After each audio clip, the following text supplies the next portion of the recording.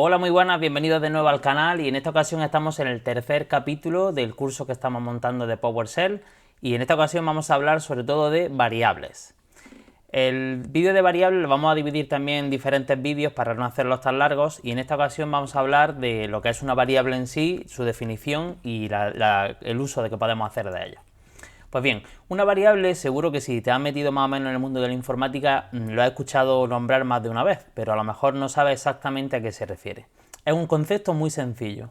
Al final, los datos siempre se van a almacenar en memoria RAM, es decir, cualquier cosa que nosotros estemos ejecutando, mientras se está ejecutando va a estar almacenado en memoria RAM.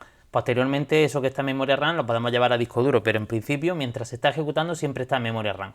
Pues bueno, cuando nosotros hacemos un script o un programa en un lenguaje de programación, vamos a tener que tener zonas de memoria donde nosotros vamos a poder alojar valores. Y esto no es más que las variables. Es decir, una variable es una zona de memoria con un nombre que yo le voy a poner para poder hacer referencia a esa zona de memoria. Recordad que la memoria al final es como si fuera una matriz de celdas y nosotros vamos a poder decirle, resérvame este trocito de memoria para mi programa para yo poder guardar datos ahí y leer a posteriori valores de esa zona de memoria. Pues eso simplemente es una zona de memoria que nosotros reservamos, mejor dicho, que el sistema operativo reserva para nuestro programa con un nombre que nosotros le vamos a asignar. ¿Por qué? Pues porque la memoria obviamente es una zona que es compartida por todos los programas que estén ejecutándose en ese momento. Ya sabéis que los sistemas no ejecutan una sola cosa a la vez, sino que ejecutan muchas cosas a la vez. Aunque es un poco cuestionable esto dependiendo del número de núcleos que tenga nuestro procesador, pero cambia tantas veces de contexto que al final hay un montón de procesos y de programas que están utilizando la misma zona de memoria RAM. Entonces necesitamos que el sistema operativo tenga un control de qué proceso está utilizando la memoria y en qué zonas de memoria son las que están ya usadas. Obviamente este sistema operativo también nos tiene que proteger de que si nosotros le hemos dicho, oye, resérvame una zona de memoria con este nombre, ningún otro programa pueda escribir en esa zona de memoria. Porque imaginaros si yo guardo un 5 en una zona de memoria y ahora viene otro proceso y me modifica el contenido de esa variable, cuando yo vaya a obtener de nuevo ese 5 que yo guardé, ya no está el 5 que yo almacené, puede haber cualquier otra cosa. Entonces esto no nos sirve. ¿Qué significa esto? Que hay protección, es decir, que lo que me ha reservado para mí, ningún otro proceso va a poder acceder a esa zona de memoria. Las variables normalmente van a tener un nombre, ese nombre se lo vamos a asignar nosotros y ese nombre durante la ejecución del programa va a ser inalterable, es decir, una vez que hemos bautizado una zona de memoria con un nombre, ya no vamos a poder cambiarle dicho nombre. Para poder definir variables en este lenguaje de PowerShell vamos a utilizar el símbolo $. El símbolo $, es un carácter que está especificado en la especificación oficial de PowerShell para la definición de variables. En este caso simplemente tenemos que anteponer el símbolo $, a la palabra o nombre que queremos darle a la variable y nada más. Después del símbolo $, podemos utilizar casi cualquier combinación de caracteres, números o símbolos. También podemos utilizar espacios en los nombres de variables, cosa que para nada te aconsejo, porque no tiene ningún sentido utilizar espacios en nombres de variables, sería complicarte la vida sin ningún motivo. Si necesitaras más de una palabra para poner un nombre de variable, pues podemos utilizar guiones bajos sin ningún problema. Más que nada porque para poder utilizar espacios tendríamos que encerrar el nombre de variable entre llaves, y eso al fin y al cabo cuando estamos escribiendo código puede ser bastante tedioso. Y nada, totalmente eso, que desaconsejo el uso de espacios y de caracteres especiales ni extraños en los nombres de variables. Un nombre de variable tiene que tener un nombre conciso, corto y que sea autoexplicativo. ¿Qué significa eso? Que si 10 líneas más para abajo vuelvo a leer el nombre de la variable, por lo menos me dé una pista de qué es lo que está almacenado en esa variable. Eso serían unas buenas prácticas a la hora de definir las variables. Pues bien, aquí tenemos nuestra primera variable. En este caso hemos definido una variable que se llama nombre. Todo lo que veis así en código resaltado sería código ya de PowerShell. En este caso hemos definido una variable nombre al cual le hemos dado el valor add costa tropical. Fijaros que en una línea hay muchas cosas implícitas que tenemos que ir entendiendo. En primer lugar, estamos utilizando el operador asignación, que es el operador igual. El operador asignación lo que hace es asignar a la izquierda lo que hay a la derecha. ¿Qué significa esto? Que después de esta línea, la variable nombre va a contener lo que hay a la derecha del igual. Y a la derecha del igual simplemente hay una cadena de caracteres. ¿Qué es una cadena de caracteres? Pues simplemente lo que estáis viendo ahí es un conjunto de caracteres que forman una palabra, una frase o casi cualquier cosa.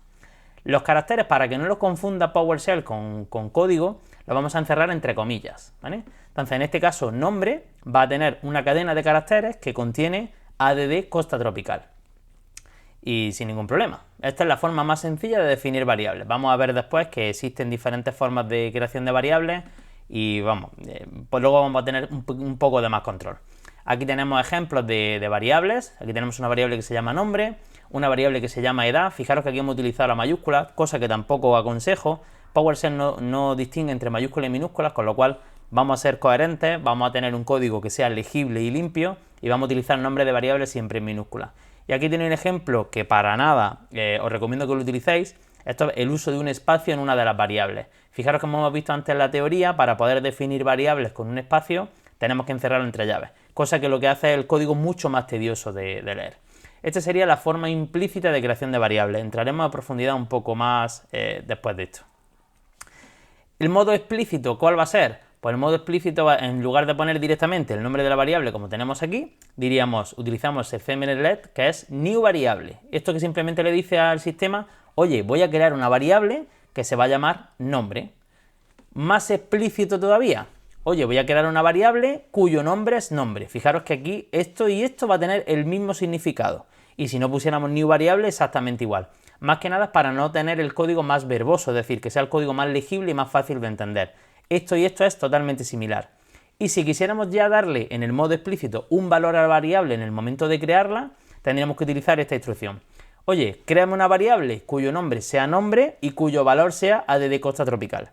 Esto es exactamente igual que lo que habíamos puesto en la anterior transparencia, que esto de aquí. Esto sería la forma implícita mucho más rápida de leer y de escribir, y esta sería la forma explícita, ¿vale? Como más formal.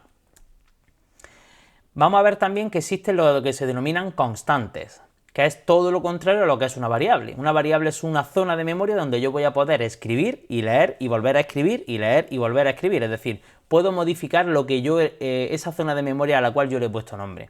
Las constantes es todo lo contrario. Es una zona de memoria donde yo voy a guardar un dato cuyo valor no va a cambiar a la hora de seguir ejecutándose las siguientes líneas de código.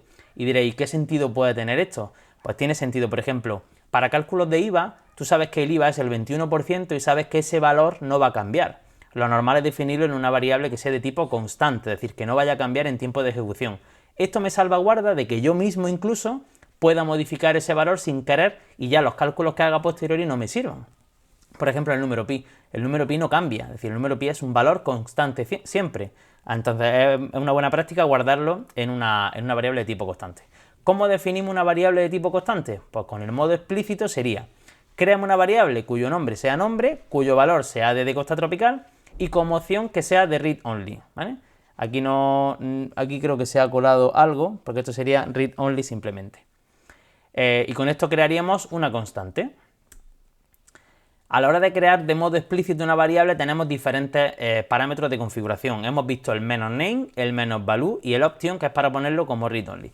Hay un montón de documentación sobre el cmdlet new variable, podemos ver la documentación y podemos hacer muchísimas cosas a la hora de crear una variable. Esto sale del ámbito del curso, simplemente el que quiera buscar un poco más de información lo tiene aquí sin ningún problema. Vale, si queremos sacar un listado de todas las variables que hemos definido en nuestro código, tenemos el cmdlet getVariable. En este caso se nos van a listar todas las variables que hay en nuestro sistema, que hemos definido nosotros en nuestros scripts, y además nos van a salir más variables que nosotros no hemos creado. Vamos a ver un ejemplo. Vamos a abrir PowerShell.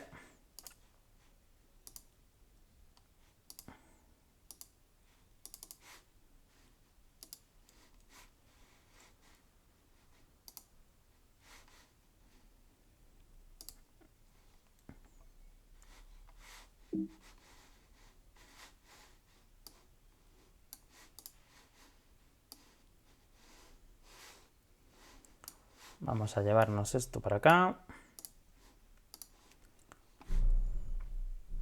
Ya lo tenemos.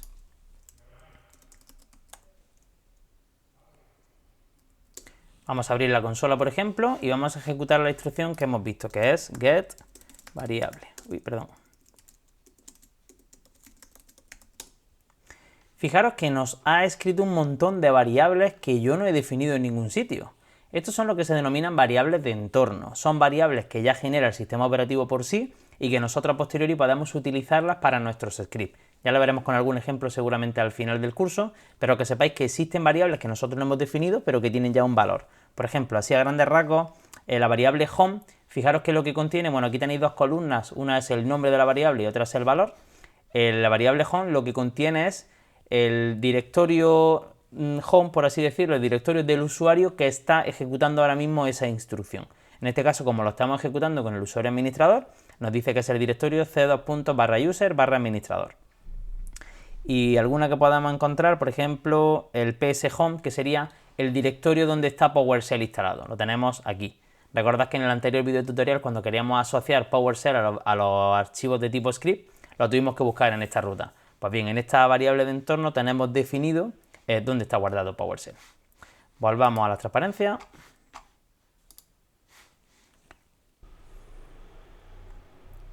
Vale, ya sabemos definir variables, pero ¿qué pasa si yo quiero definir una variable y que el valor de esa variable, en lugar de ponérselo yo en mi código, se lo pueda preguntar al usuario que está ejecutando mi script para que él me introduzca un valor?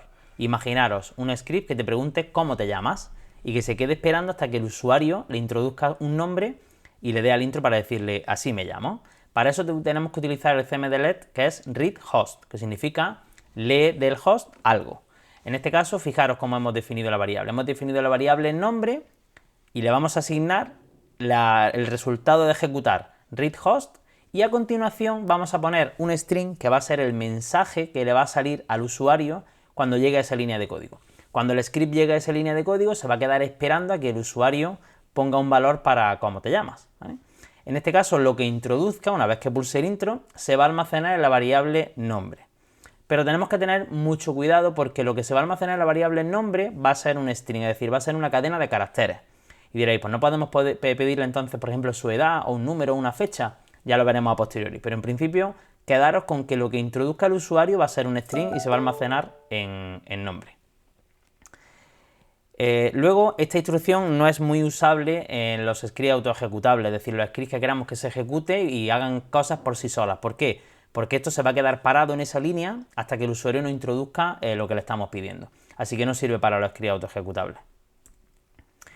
Otra instrucción, otro cmdlet que hemos visto ya es writeHost. WriteHost lo vamos a utilizar para imprimir en pantalla algo, ¿vale? En este caso podemos imprimir o con una cadena de caracteres, o un número, o una variable, por ejemplo. Vamos a ver este código que ya es un pelín más complejo, tiene 3 líneas de código. Tenemos definida una variable que es la variable nombre, y utilizamos el cmdlet que hemos visto antes, readHost. En este caso, le va a mostrar al usuario un valor que va a decir ¿cómo te llamas?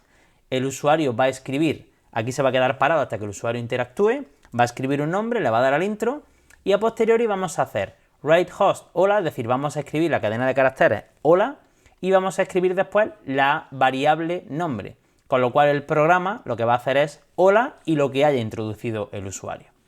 Una cosa que tenemos que tener en cuenta es que cada instrucción de writeHost va a escribir una línea nueva en nuestra shell, es decir, esto se escribiría hola y luego el contenido de la variable. Te aconsejo que practiques con la entrada y salida de datos porque al final es como mejor vas a aprenderlo. Si quieres vamos a verlo en un ejemplo. Vale, vamos a abrir el ISE.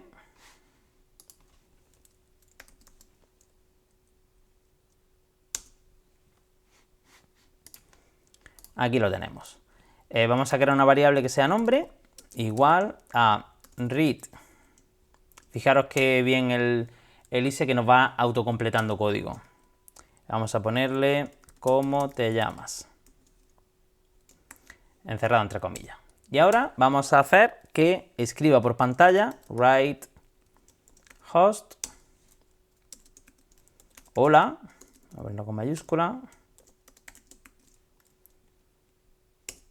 ¿Vale? Y vamos a escribir luego el contenido que tenga la variable nombre. Para eso simplemente le digo imprime por pantalla la variable nombre. Vamos a darle a ejecutar y vamos a ver cómo se va a quedar esperando, ¿vale? Se queda ¿cómo te llamas? Y vamos a poner aquí, por ejemplo, bienve. Le damos al intro y nos imprime hola y luego bienve. Es decir, nos va a imprimir el contenido de dicha variable. Es un ejemplo muy simple, pero por lo menos sirve para para poder ir practicando. Vamos a ver la siguiente diapositiva. En la siguiente diapositiva vamos a hablar de los tipos de datos que tiene una variable. Ya hemos visto que por lo menos conocemos dos tipos de datos. El string, que es la cadena de caracteres, es decir, qué tipo de datos es lo que quiero guardar. No es lo mismo los números que las letras, ni que los conjuntos de letras. Entonces van a existir diferentes tipos de datos a la hora de poder definir una variable. Para esto tengo un vídeo que voy a ponerlo a continuación, donde explico los diferentes tipos de datos y cómo definir las variables con un tipo de dato establecido. Así que nada, este vídeo se va a quedar aquí y ya en el siguiente vídeo explico un poco de los tipos de datos. Como siempre te digo, si tienes cualquier pregunta, cualquier cuestión, aquí tienes el cajón de comentarios aquí abajo, pregunta lo que necesites y en cuanto podamos te podamos resolver las dudas. Aquí te dejo, si todavía no nos conoces, aquí te dejo la forma de contacto con ADD Costa Tropical y nada, que estaré encantado de que nos siga. Y nada, como siempre digo, investiga, aprende y comparte, dale a me gusta a este vídeo y sobre todo compártelo con quien creas que puede interesarle esta temática o le guste la programación o cualquier cosa de este ámbito. Y nada más, que me alegro de verte y nos vemos en el siguiente vídeo. Adiós.